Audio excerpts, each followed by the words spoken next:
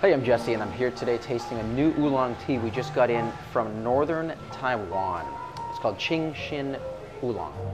And what makes this one unique, we'll look at the leaves in a little bit, is that it's similar to the monkey-picked iron goddess of mercy, which is a medium to slightly dark roasted rolled oolong which we carry.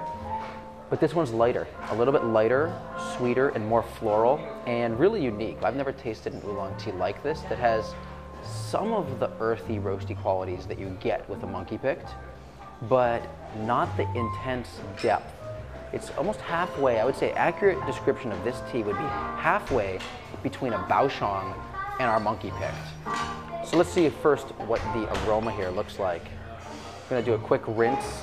So teas like this one, rolled oolongs, tightly rolled, a little more processed, require a definite hot water rinse. So I take boiling water, rinse the leaves, let it sit for 10 or 20 seconds, and then it's ready for the first infusion. But first, let's see what the aroma tells us.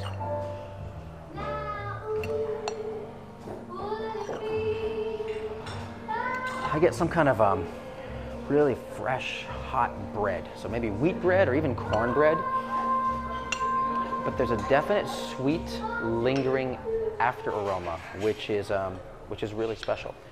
Eric, can you give me just a hot water in this one? Thank you. So we're using gaiwans right now for brewing all of our oolongs, even some pu'ers, and we find it's the best way to get full, intense, in-your-face aroma. Look at that steam coming out of there to cover it. And also much more concentrated taste as well. So this is just the rinse. I'm not going to drink that. You could. It's a very clean oolong. But the first infusion we really just use to open up the leaves and get the aroma, rinsing those leaves. Brewing in the gaiwan also, you do short, quick infusions.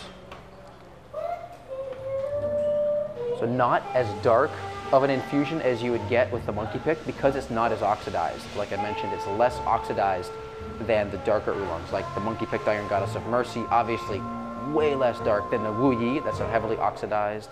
Another new oolong we just got in, the hong yue, is a very oxidized, almost a black tea, and not as minimally oxidized as a baoshang or a green tea. So this is really fits that spectrum perfectly.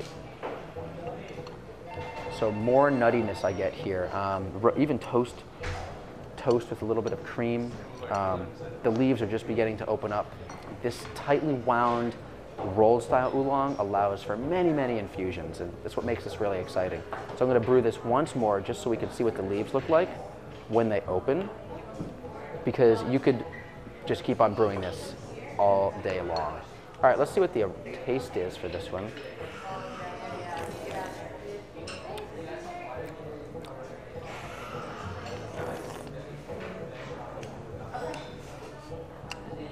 I get a little bit of dried fruit, maybe like dried pears, dried apricots perhaps.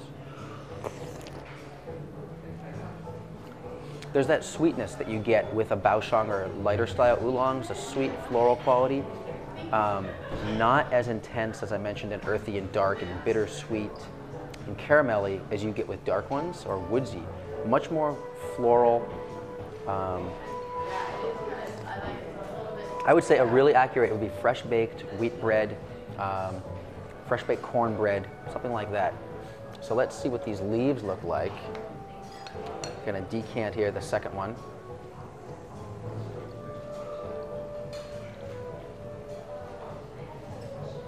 And let's take a look at these leaves. Eric, could you hand me the camera, please? This is Eric, one of the tea gurus over here. And you can zoom in on the little zoom here. Let's see here.